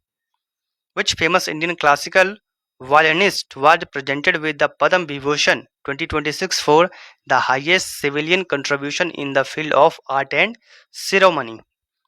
ऑप्शन है सुश्री एन राजम, एल सुब्रमण्यम, कला रामनाथन, कला उसके बाद सुश्री लालगोड़ी विजयलक्ष्मी। क्या होगा इसका आंसर? तो इसका आंसर होगा ऑप्शन ए सुश्री एन राजम। कौन होने वाला है? सुश्री एन राजम। चलिए अब कुछ इंपॉर्टेंट फैक्ट देख लेते हैं। हिंदुस्तानी संगीत शैली, हिंदुस्तानी म्यूजिकल स्टाइल, सुश्री एन राजम हिंदुस्तानी शास्त्रीय संगीत की एक बेहद विख्यात वायलिन वादक थी। चलिए तो एक पॉइंट तो ये हो गया, किसकी थी?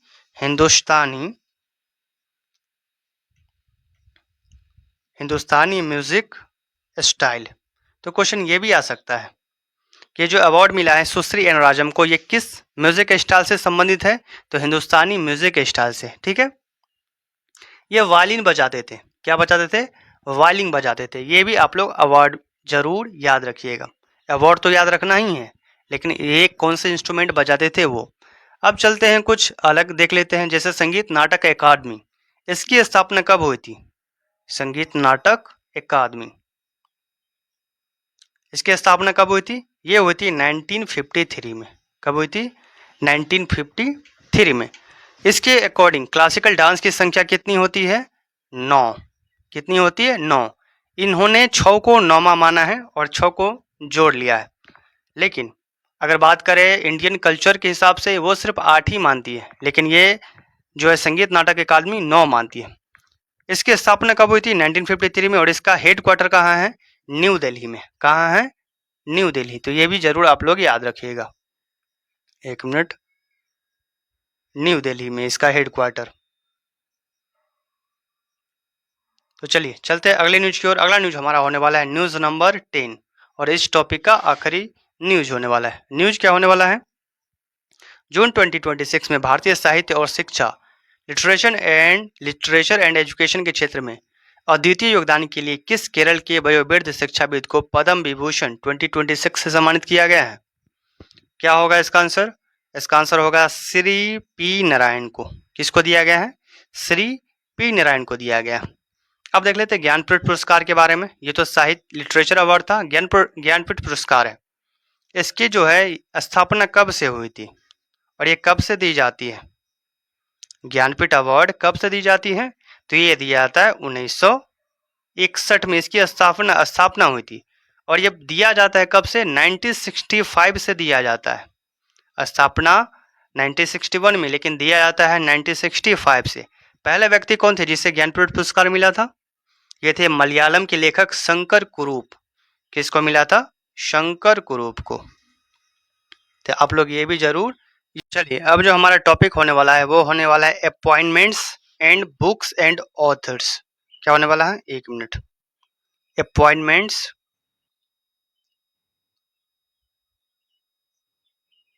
And books and authors. ठीक है, तो चलिए स्टार्ट करते हैं। Books and authors. चलिए तो स्टार्ट करते हैं। देखते हैं हम अपने पहले न्यूज को। पहला न्यूज क्या होने वाला है इससे टॉपिक से रिलेटेड? जून 2026 में भारतीय थल सेना के 31st chief of army staff के रूप में किसने कार्यभार संभाला है? क्या होगा इसका आंसर? ऑप्शन होने वाला है जनरल उपेंद्र द्विवेदी, जनरल धीरज सेठ, जनरल NS राजा सुब्रमणी या जनरल अनिल चौहान। क्या होगा इसका आंसर? आप जैसे कि इमेज देख के अगर बता सकते हैं तो बताइए जल्दी से। तो इसका सही आंसर होने वाला है ऑप्शन बी, जनरल धीरज सेठ। कौन बने हैं? जनरल धीरज सेठ। अब देख लेते हैं अपॉइंटमेंट ऑफ आर्मी चीफ का। इसके अपॉइंटमेंट कौन करते हैं? तो भारतीय थल सेना प्रमुख की नियुक्ति भारत के राष्ट्रपति के द्वारा किया जाता है। किसके द्वारा? प्रेसिडेंट के द्वारा किया जाता है। ठीक है, और बात करते हैं इसका कार्यकाल कितना होता है। आर्मी के चीफ स्टाफ की कार्यकाल कितना होता है? ये 3 साल तक ही होता है। कितने साल तक? 3 ईयर तक होता है ओनली।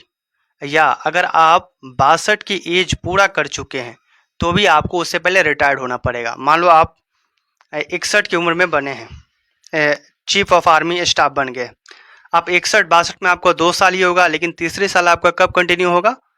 आपका तीसरा साल जो कंप्लीट होने वाला है वो होगा 63 में, लेकिन आपको पहले ही हटा दिया जाएगा क्योंकि आपका जो है एज कंप्लीट 62 साल हो चुका है। चलते हैं अगले न्यूज की ओर। अगला न्यूज हमारा होने वाला है, ये क्या होने वाला है?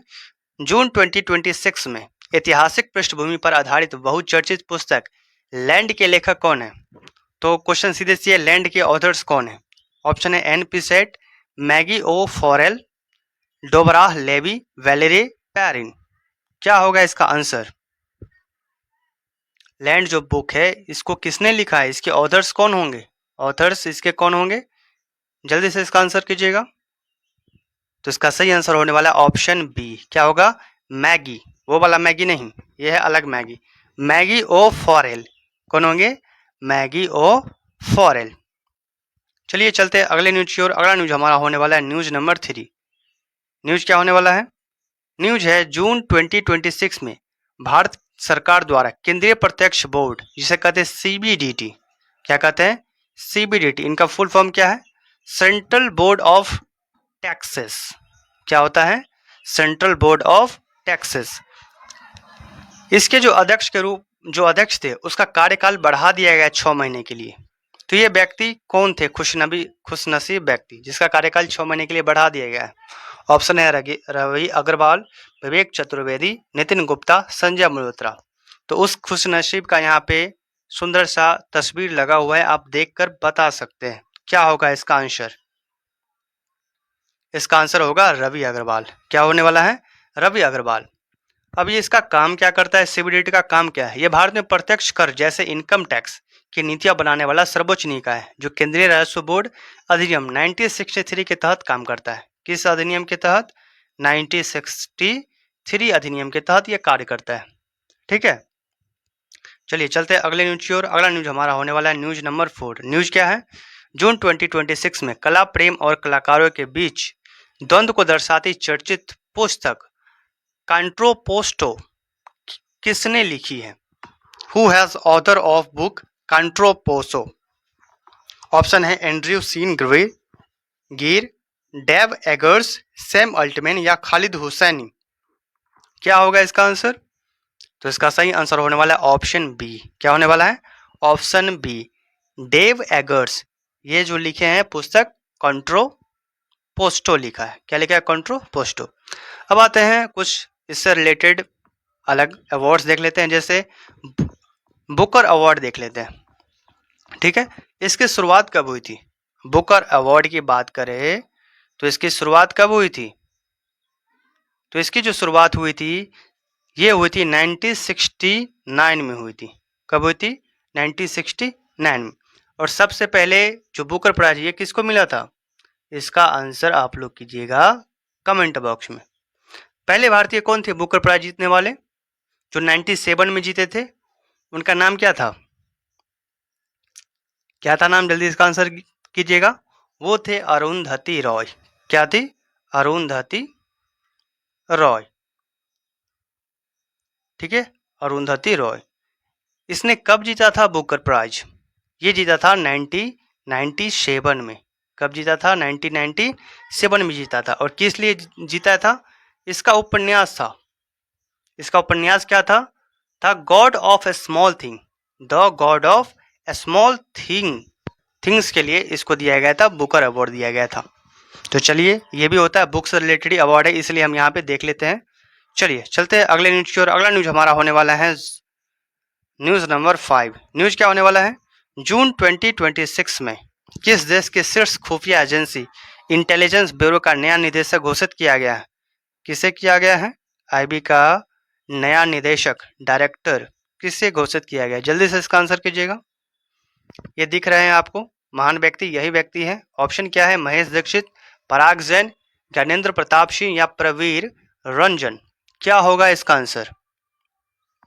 तो इसका आंसर होने वाला ऑप्शन बी। क्या होने वाला है? Sorry, option A, Mahesh Dixit ji बने। आईबी की स्थापना देख लेते हैं और इसके मंत्रालय देख लें।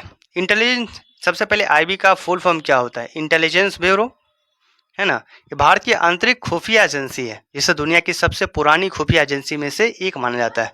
ये केंद्र गृह मंत्रालय के अधीन काम करता है, तो मिनिस्ट्री ऑफ होम अफेयर्स के अंडर आता है ये,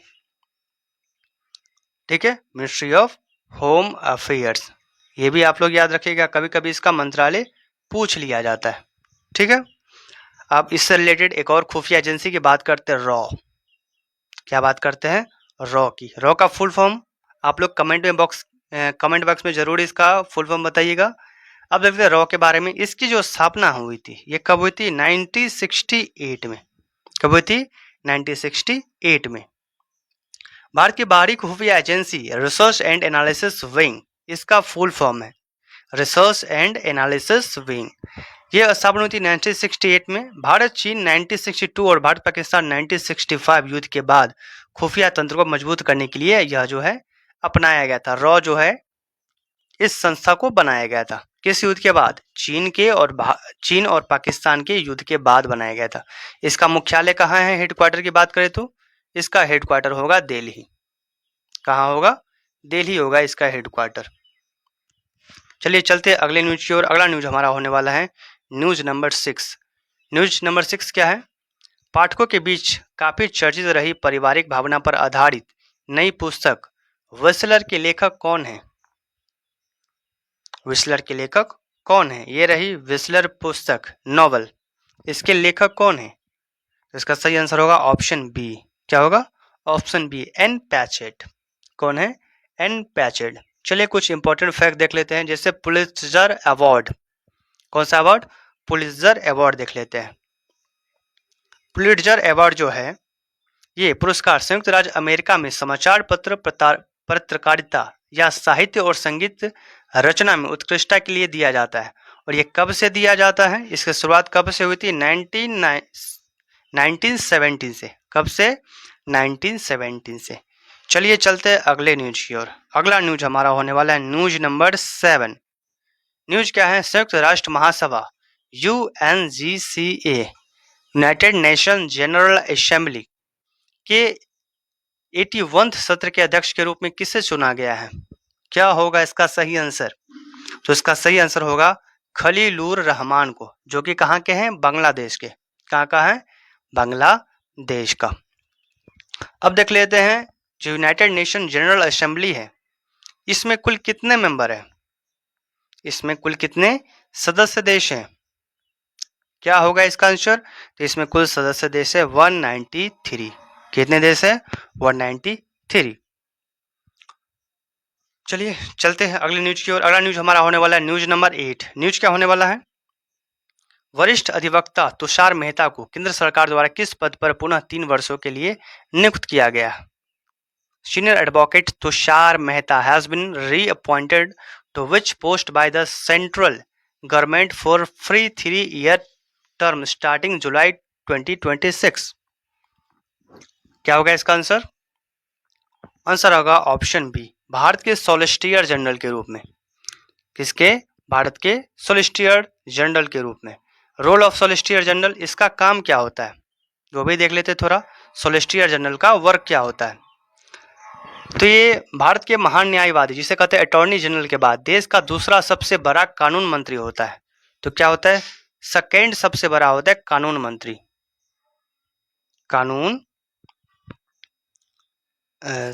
अधिकारी, कानून ऑफिसर, है ना। और अगर फर्स्ट का पूछा जाए तो फर्स्ट कानून ऑफिसर कौन होता है? ये होता है अटॉर्नी जनरल, ठीक है। अटॉर्नी जनरल के बाद बात कर लेते हैं अटॉर्नी जनरल। ये होते हैं भारत के सबसे बड़े कानूनी अधिकारी। इसकी जो है उल्लेख भारतीय संविधान के किस आर्टिकल में किए गए हैं? तो ये किया गया है आर्टिकल 76 में किया गया। किसमें? आर्टिकल 76 के में किया गया। इसको शपथ कौन दिलाते हैं? तो ये दिलाते हैं प्रेसिडेंट। चलिए चलते हैं अगले न्यूज की ओर। अगला न्यूज हमारा होने वाला है न्यूज नंबर 9। न्यूज क्या होने वाला है? जून 2026 में राष्ट्रपति द्रौपदी मुर्मू द्वारा भारत के सर्वोच्च न्यायालय सुप्रीम कोर्ट में तीन नए न्यायाधीश जज की नियुक्ति की मंजूरी दी गई है। भारतीय संविधान के किस अनुच्छेद में सुप्रीम कोर्ट के न्यायाधीशों की नियुक्ति का प्रावधान है? वो आर्टिकल बताना है आप लोगों को। क्या होगा इसका आंसर? तो इसका आंसर होने वाला है ऑप्शन ए, आर्टिकल 124 का 2। इसमें जो है सुप्रीम कोर्ट के न्यायाधीशों की नियुक्ति का प्रावधान है। ठीक है, अब देख लेते हैं सुप्रीम कोर्ट के कॉलेजियल सिस्टम के बारे में। इसमें कितने जो होते हैं जज होते हैं? तो भारत में सर्वोच्च न्यायालय और उच्च न्यायालय के न्यायाधीशों की नियुक्ति कॉलेजियल प्रणाली के माध्यम से की जाती है, जिसमें भारत के मुख्य न्यायाधीश और सुप्रीम कोर्ट के 4 सबसे वरिष्ठ न्यायाधीश शामिल होते हैं। ठीक है, चलिए अब देख लेते हैं फर्स्ट स्वतंत्र भारत के पहले न्यायाधीश कौन थे? CJI ऑफ फर्स्ट स्वतंत्र भारत की बात कर रहे हैं, ये थे हरिलाल जे कानिया। कौन थे? हरिलाल जे कानिया। इसको भी आप लोग जरूर याद रखिएगा। ठीक है, चलिए चलते अगले न्यूज की ओर। अगला न्यूज हमारा होने वाला है न्यूज नंबर 10। न्यूज क्या होने वाला है? न्यूज है जून 2026 में केंद्र सरकार द्वारा केंद्र शासित प्रदेश सिक्किम के उच्च न्यायालय के मुख्य न्यायाधीश को स्थानांतरित करते हुए किस उच्च न्यायालय का नया मुख्य न्यायाधीश नियुक्त किया गया है? The central government transferred the Chief Justice of Sikkim High Court to head which High Court as its new Chief Justice? क्या होगा इसका सही आंसर? तो अब वो बन चुके हैं पटना हाई कोर्ट के जज। कहाँ के बन चुके हैं? पटना हाई कोर्ट के जज बन चुके हैं। अब देख लेते हैं पटना हाई कोर्ट की स्टैब्लिशमेंट कब हुई थी? ये कब बना था ये कोर्ट? ये बना था 3 फरवरी 1916 को। कब बना था? 3 फरवरी 1916 को बना था। ठीक है, और ये कहाँ स्थित है? बिहार राज्य में स्थित है। कितने हैं? बिहार राज्य में। वर्तमान में कुल कितने हाई कोर्ट्स हैं? कुल हाई कोर्ट्स वर्तमान में भारत में कितने हैं? तो ये है टोटल 25। कितने हैं? 25 है। ये आर्टिकल 21 के अनुसार प्रत्येक राज्य के लिए एक उच्च न्यायालय जरूर होगा, लेकिन संसद 2 या 2 से अधिक राज्यों के लिए एक ही साझा हाईकोर्ट बना सकती है। एक हाईकोर्ट एक से ज्यादा स्टेट को भी हैंडल कर सकता है। तो इस हाईकोर्ट के एस्टेब्लिशमेंट का जो है एस्टेब्लिशमेंट की चर्चा किस आर्टिकल में की गई है? तो किया गया है आर्टिकल 214 में। इसको भी आप लोग जरूर याद रखिएगा। चलिए चलते हैं हम अपने नेक्स्ट टॉपिक की ओर। अब जो हमारा टॉपिक होने वाला है उसको हम देखते हैं। अब टॉपिक क्या होने वाला है? इसमें जो क्वेश्चन होंगे वो होंगे रैंकिंग एंड इंडेक्स के। किसके होंगे? रैंकिंग एंड इंडेक्स के क्वेश्चन देखने को मिलेगा। और क्या होगा इसमें? और जो होगा ये होने वाला है इसमें गवर्नमेंट स्कीम के भी क्वेश्चन ऐड किए गए हैं। ठीक है, तो चलिए स्टार्ट करते हैं। देखते हैं हम अपने पहले न्यूज को। पहला न्यूज क्या होने वाला है हमारा? जून 2026 में Institute for Economics and Peace द्वारा जारी वैश्विक शांति सूचकांक 2026 में भारत को कौन सा स्थान मिला है? ग्लोबल पीस इंडेक्स 2026 में भारत को क्या स्थान मिला है? ऑप्शन है 115वां, 121वां, 127वां या 135वां। क्या होगा इसका आंसर? तो इसका आंसर होगा 127वां नंबर मिला है भारत को। क्या? 127वां। अब बात करते हैं टॉप पे कौन था नंबर 1 पे? तो ये था आइसलैंड। कौन है? आइसलैंड है, और ये लगातार दूसरी बार है। इसके अगर हेडक्वार्टर की बात कर ले इंस्टीट्यूट फॉर इकोनॉमिक्स की, इसकी हेडक्वार्टर कहाँ है? तो हेडक्वार्टर इसकी सिडनी ऑस्ट्रेलिया में। कहाँ है? सिडनी ऑस्ट्रेलिया में। इसको भी आप लोग जरूर याद रखिएगा। चलिए चलते हैं अगले क्वेश्चन की ओर। अगला क्वेश्चन हमारे होने वाला है क्वेश्चन नंबर 2। केंद्र सरकार द्वारा ग्रामीण युवाओं के कौशल विकास और स्वरोजगार को बढ़ावा देने के लिए किस नई योजना की शुरुआत की गई है? ऑप्शन है पीएम ग्राम उद्योग योजना, पीएम सक्षम युवा योजना, नेशनल रूरल एंटरप्रेन्योर स्कीम या पीएम ग्रामीण कौशल मित्र योजना। क्या होगा इसका आंसर? तो इसका सही आंसर होने वाला है ऑप्शन बी, पीएम सक्षम युवा योजना। ठीक है, ये किस मिनिस्ट्री के अंतर्गत आते हैं? तो वो आते हैं MSDE। कौन सा मिनिस्ट्री? मिनिस्ट्री MSDE, जिसका हिंदी में नाम क्या है? कौशल विकास और उद्यमिता मंत्रालय। इसकी स्थापना कब हुई थी? 2014 में। कब हुई थी? 2014 में। अब इसी से रिलेटेड कुछ और देख लेते हैं, जैसे skill India mission. Skill India mission कब आया था? स्किल इंडिया मिशन ये कब लॉन्च हुआ था? क्या होगा इसका आंसर? ये भी लॉन्च हुआ था 2015 में। कब हुआ था? जुलाई 2015 में लॉन्च हुआ था। चलिए चलते हैं अगले न्यूज की ओर। अगला न्यूज हमारा होने वाला है न्यूज नंबर 3। न्यूज क्या है? जून 2026 में जारी IMD वर्ल्ड कॉम्पिटेटिवनेस, जिसे कहते हैं प्रतिस्पर्धात्मक जो रैंकिंग है, इसमें किस देश ने रैंक 1 लाया है? अभी टॉप पे कौन देश चल रहा है कॉम्पिटेटिवनेस रैंकिंग इंडेक्स में? ऑप्शन है स्विट्जरलैंड, सिंगापुर, डेनमार्क, हांगकांग। क्या होगा इसका आंसर? तो इसका सही आंसर होने वाला है क्या? सिंगापुर। देख सकते हैं आप, लिस्ट देख सकते हैं। फर्स्ट पोजीशन पे कौन है? सिंगापुर है। सेकंड पे हांगकांग, ठीक है। थर्ड नंबर पे कौन है? स्विट्जरलैंड। चौथे पे है ताइवान, जो कि चाइना में है। पांचवें नंबर पे कहाँ है? UAE है। फिर है Denmark, Ireland, Netherlands, Sweden, USA। और इंडिया के इसमें कोई नाम अता पता है ही नहीं, ठीक है। तो आप लोग ये देख सकते हैं, पूरी लिस्ट है, ये बहुत ही जरूरी है। अब हो नहीं सकता, ये हो सकता है पहला रैंक पूछा, हो सकता है सेकंड रैंक भी पूछ ले, थर्ड रैंक भी पूछा जा सकता है। चलिए चलते हैं अगले न्यूज की ओर। अगला न्यूज क्या होने वाला है हमारा? जून 2026 में नीति आयोग द्वारा जारी SDG इंडेक्स 2025-26 में सतत विकास लक्ष्यों को कितना प्राप्त करने में किसी राज्य ने शीर्ष स्थान बरकरार रखा गया है? Which state has retained the top position in achieving sustainable development goals according to Niti Aayog SDG India Index 25-26 released in June 26? वो कौन सा राज्य है? जिसका सही आंसर होने वाला है केरल। क्या है? केरल। अब बात करते हैं नीति आयोग की। नीति आयोग की स्थापना कब हुई थी? ये हुई थी 1 जनवरी 2015 को। कब हुआ था? 1 जनवरी 2015 को स्थापना हुआ था। अब देख लेते हैं टोटल SDG गोल्स क्या होता है। संयुक्त राष्ट्र द्वारा वर्ष 2030 तक प्राप्त करने के लिए कुल 17 वैश्विक सतत विकास लक्ष्य निर्धारित किए गए हैं। कितने? 17। चलिए चलते हैं अगले न्यूज की ओर। अगला न्यूज हमारा होने वाला है न्यूज नंबर 5।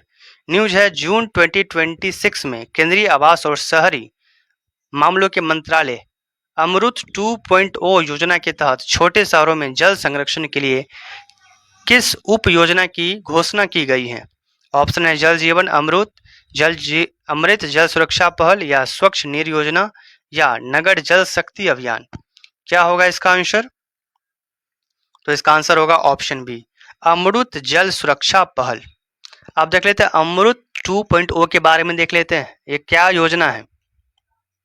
आप यहाँ पे देख सकते हैं, ये वाटर सप्लाई की योजना है। किसकी? वाटर सप्लाई की। चलिए चलते हैं अगले न्यूज की ओर। इसके कुछ और पॉइंट देख लेते हैं। अमृत का फुल फॉर्म क्या होता है? अटल मिशन फॉर रिजर्वेशन, ठीक है। और ये इसे लॉन्च कब किया गया था? इसे लॉन्च किया गया था 2015 में। कब किया गया था? 2015 में। वर्ल्ड वाटर डे कब मनाया जाता है? वर्ल्ड वाटर डे ये प्रतिवर्ष कब मनाया जाता है? तो ये मनाया जाता है 22 मार्च को। कब मनाया जाता है? 22 मार्च को। चलिए चलते हैं अगले न्यूज की ओर। अगला न्यूज हमारा होने वाला है न्यूज नंबर 6। न्यूज क्या है? जून 2026 में जारी वैश्विक लैंगिक अंतराल रिपोर्ट, जिसे कहते हैं ग्लोबल जेंडर गैप रिपोर्ट 2026, इसमें भारत की रैंकिंग क्या है? ऑप्शन 122, 129, 135 या 142। क्या होगा इसका आंसर? तो इसका सही आंसर होने वाला है 129। क्या मान है? 129। अब ये रिलीज कौन करता है? वैश्विक लैंगिक अंतराल रिपोर्ट प्रतिवर्ष विश्व आर्थिक मंच वर्ल्ड इकोनॉमिक फोरम के द्वारा लॉन्च किया जाता है। किसके द्वारा? वर्ल्ड इकोनॉमिक फोरम के द्वारा किया जाता है। वर्ल्ड इकोनॉमिक फोरम, इसको भी आप लोग याद रखिएगा, ठीक है। WEF वर्ल्ड इकोनॉमिक फोरम का मुख्यालय कहाँ होने वाला है और इसकी स्थापना कब हुई थी? इसके मुख्यालय है कोलोन, स्विट्जरलैंड। कहाँ है? कोलोन, स्विट्जरलैंड, ठीक है। और इसकी जो अगर बात करें इस्टेब्लिश ईयर, इसकी स्थापना कब हुई थी? तो ये हुई थी 1971 को। कब हुआ था? 1971 को। चलते अगले न्यूज की ओर। अगला न्यूज हमारा होने वाला है न्यूज नंबर 7। क्या होने वाला है? जून 2026 में ग्रामीण विकास मंत्रालय ने महिला स्वयं सहायता समूह, जिसे कहते हैं सेल्फ हेल्प ग्रुप, के उत्पादों को डिजिटल बाजार देने के लिए किस नई योजना या पोर्टल का विस्तार किया है? ऑप्शन है लखपति दीदी बाजार, सरस आजीविका, नारी शक्ति ई कॉमर्स या पीएम महिला उद्यमी पोर्टल। क्या होगा इसका आंसर? तो इसका आंसर होगा ऑप्शन बी, सरस आजीविका डिजिटल कनेक्ट। ठीक है, अब देख लेते हैं कुछ इंपॉर्टेंट फैक्ट। DAYNRLM यह योजना महिला स्वयं सहायता समूहों को मजबूत करने वाली मुख्य कार्यक्रम दीनदयाल अंत्योदय योजना राष्ट्रीय ग्रामीण आजीविका मिशन DAYNRLM है, जिसे 2011 में शुरू किया गया था। कब किया गया? 2011 में। अब आप देख लेते हैं नाबार्ड के बारे में भी देख लेते हैं लगे हाथ। नाबार्ड की सबसे पहले देख लेते हैं इसकी स्थापना। नाबार्ड की स्थापना कब हुई थी? 12 जुलाई 1982 को। कब हुआ था? 12 जुलाई 1982 को हुई थी। किसकी सिफारिश भी हुआ था? शिवरामन समिति की सिफारिश भी हुआ था। ये भारत में SHG सेल्फ हेल्प ग्रुप को बैंक से जोड़ने और वित्तीय सहायता देने के लिए बनाया गया था। कौन? नाबार्ड। ठीक है, ये इसी का काम था। सेल्फ हेल्प ग्रुप ये नाबार्ड का ही काम था। चलिए अगले न्यूज की ओर चलते हैं, देखते हैं न्यूज नंबर 8। न्यूज क्या होने वाला है? न्यूज है टाइम्स हायर एजुकेशन द्वारा जारी एशिया यूनिवर्सिटी रैंकिंग 2026 में भारतीय संस्थान ने देश में शीर्ष टॉप स्थान हासिल किया है। किस संस्थान ने हासिल किया है? ऑप्शन है IIT Bombay, IISc Bengaluru, IIT Delhi या JNU। कौन किया है टॉप स्थान हासिल? तो इसका सही आंसर होने वाला है ऑप्शन बी, IISc बेंगलुरु ने किया है। किसने किया है? बेंगलुरु ने। अब देख लेते हैं इसकी स्थापना कब हुई थी। IISc की बेंगलुरु की स्थापना कब हुई थी? 1909 में। कब हुआ था? 1909 में। और जमशेदजी टाटा और कृष्ण राजा वड़यार चतुर्थ के सहयोग से बेंगलुरु में की गई थी। ठीक है, तो ये भी आप लोग जरूर याद रखिएगा।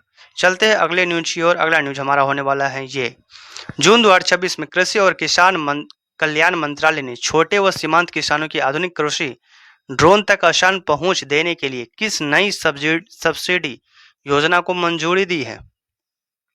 क्या होगा इसका आंसर? जल्दी से इसका आंसर बताइएगा। किस योजना को मंजूरी दी है?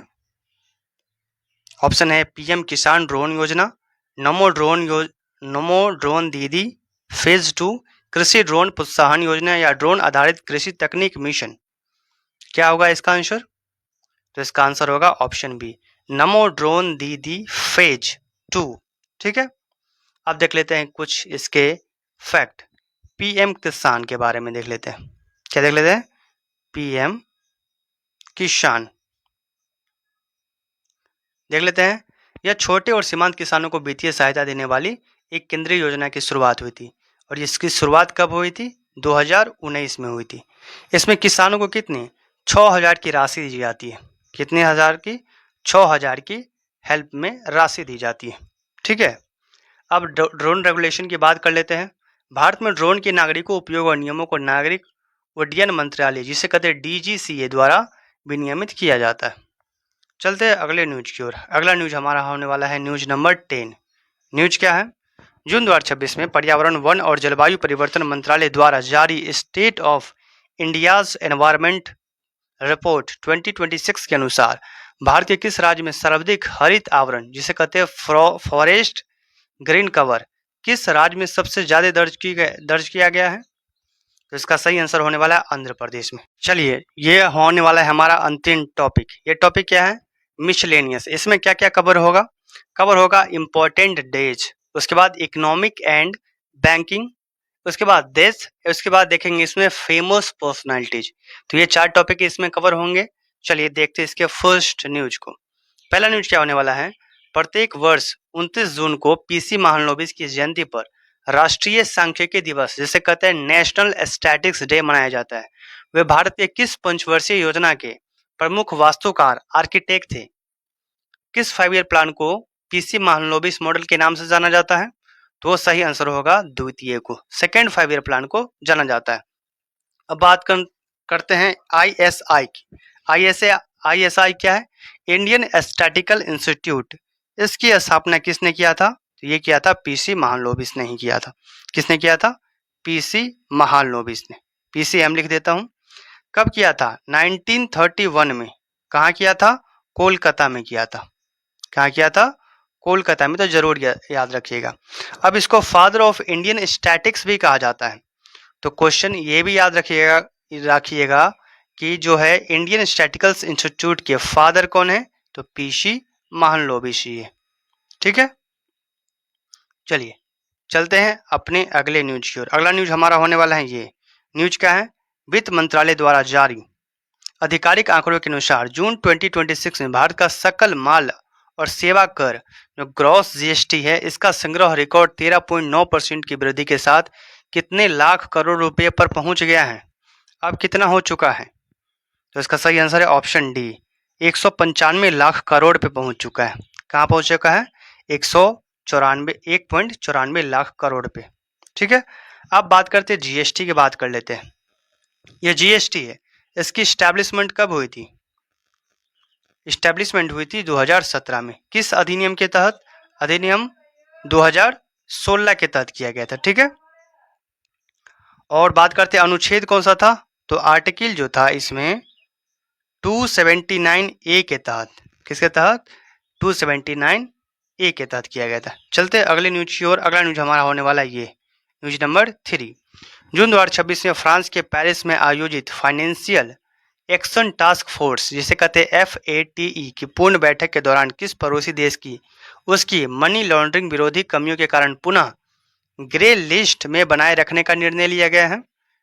During the FATA plenary meeting held in Paris, France in June 2026, which neighboring country was decided to be retained in the grey list due to its anti-money laundering deficiencies? क्या होगा इसका आंसर? जल्दी से इसका आंसर कीजिएगा। तो इसका answer होने वाला है पाकिस्तान को किया गया है ग्रे लिस्ट। किसको किया गया है? पाकिस्तान को। अब FATE इसका मुख्यालय कहाँ है? इसका मुख्यालय कहाँ है? पेरिस के फ्रांस में। कहाँ है इसमें? पेरिस। ठीक है, इसमें टोटल इसकी स्थापना की बात करें कब हुई थी? इसकी स्थापना हुई थी 1989 में। कब हुई थी? 1989 में हुआ था। G7 देश की पहल पर पेरिस फ्रांस में की गई और इसका मुख्य कार्य क्या है? मनी लॉन्ड्रिंग और टेरर फंडिंग को रोकना है। क्या है? टेरर फंडिंग को रोकने का काम है इसका। अब बात करते हैं ग्रे vs ब्लैक लिस्ट क्या होता है। ये जो इसको ग्रे लिस्ट किया गया है इसका मतलब क्या होता है? तो ग्रे लिस्ट का जो मतलब होता है बढ़ी हुई निगरानी वाले देश के विपरीत ब्लैक लिस्ट में शामिल देशों पर कड़े वित्तीय प्रतिबंध लगाए जाते हैं, जैसे कि वर्तमान में म्यांमार और उत्तर कोरिया और ईरान। तो क्वेश्चन आएगा कि ब्लैक लिस्ट किसको किया गया है? तो म्यांमार, उत्तर कोरिया और ईरान को किया गया है। और ग्रे लिस्ट किसको किया गया है? तो ये किया गया है पाकिस्तान को कर दिया गया। चलिए चलते हैं अगले न्यूज की ओर। अगला न्यूज हमारा होने वाला है न्यूज नंबर 4। न्यूज क्या है? जून 2026 में पद्म भूषण से सम्मानित प्रसिद्ध भारतीय अर्थशास्त्री और पूर्व राजनयिक का निधन हो गया है, जिन्होंने वैश्विक व्यापार नीति और विकासशील देशों के आर्थिक हितों की रक्षा में महत्वपूर्ण भूमिका निभाई थी। उसका नाम क्या था? The prominent Padma Bhushan awarded Indian economist and former diplomatic passed away in June 2026, who played a key role in global trade policy and economic interest of developing nation.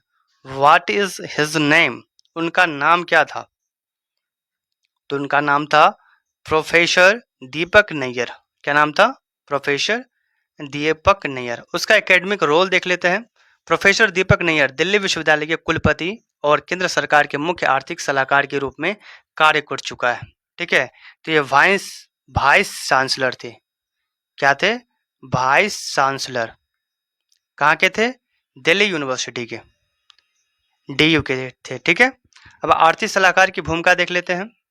Bharat सरकार और मुख्य सरकार आर्थिक सलाहकार वित्त मंत्रालय के आर्थिक मामलों के विभाग का प्रमुख होता है और प्रतिवर्ष संसद में आर्थिक सर्वेक्षण इकोनॉमिक सर्वे तैयार करने के लिए जिम्मेदार होता है। और यह काम भी किसने किया था? प्रोफेसर दीपक नैयर जी ने। चलते हैं अगले न्यूज की ओर। अगला न्यूज हमारा होने वाला है न्यूज नंबर 5। न्यूज क्या है? The UN United Nations celebrate World MSME Day every year on June 27 to highlight the global contribution of MSMEs in which year the MSMED Act passed in India.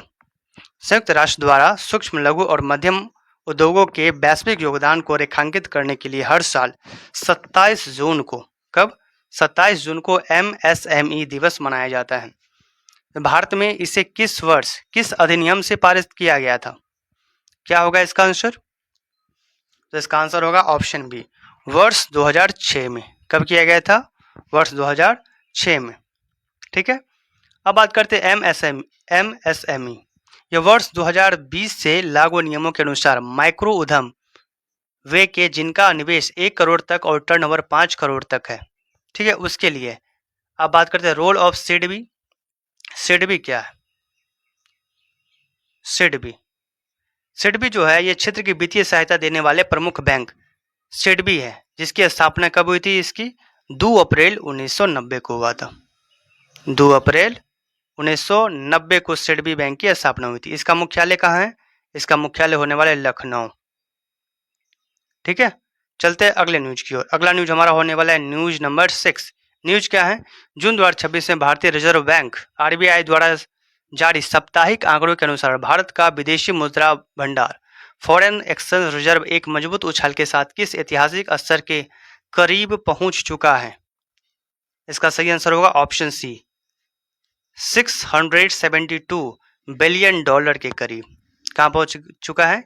$672 billion के करीब पहुंच चुका है। ठीक है, चलते हैं अगले न्यूज की ओर। अगला न्यूज हमारा होने वाला है न्यूज नंबर 7। न्यूज क्या है? न्यूज है किस वैश्विक बहुराष्ट्रीय तकनीक दिग्गज कंपनी ने भारत के उभरते हुए फिनटेक और बैंकिंग स्टार्टअप में $2 बिलियन के निवेश के साथ एक विशेष AI बैंकिंग इनोवेशन हब स्थापित करने की घोषणा किया है? क्या होगा इसका आंसर? इसका आंसर होगा माइक्रोसॉफ्ट ने। किसने किया है? माइक्रोसॉफ्ट ने किया है। और ये कहाँ किया गया है? ये किया गया गिफ्ट सिटी गांधीनगर गुजरात में स्थित है। कहाँ? गांधीनगर गुजरात में। इसको भी याद रखिएगा। ठीक है, अब बात करते हैं इससे रिलेटेड देख लेते हैं NPCI। NPCI क्या है? कोई बता सकता है? NPCI जो है भारत में डिजिटल और रिटेल भुगतानों को संचालित करने वाली संस्था है, जिसे कहते हैं national payments corporation of India. इसकी स्थापना कब हुई थी? 2008 में हुआ था, है ना। RBI और IBA की पहल पर की गई थी। तो RBI प्लस IBA ये दोनों के साथ मिलके बनाया गया था। ठीक है, चलिए चलते हैं अगले न्यूज की ओर। अगला न्यूज हमारा होने वाला है न्यूज नंबर 8। न्यूज क्या होने वाला है? भारतीय सिनेमा और थिएटर जगत के जाने माने वयोवृद्ध अभिनेता और निर्देशक का निधन हो गया है, जिसे राष्ट्रीय नाट्य विद्यालय NSD के पूर्व छात्र के रूप में रंगमंच को समृद्ध करने के लिए जाना जाता था। उनका नाम क्या है?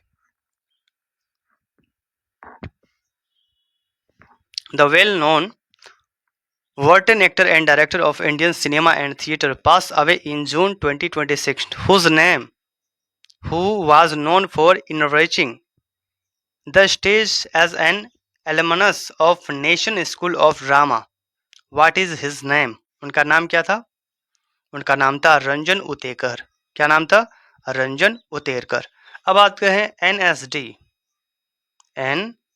जिसे कहते हैं नेशनल स्कूल ऑफ ड्रामा। इसकी स्थापना कब हुई थी?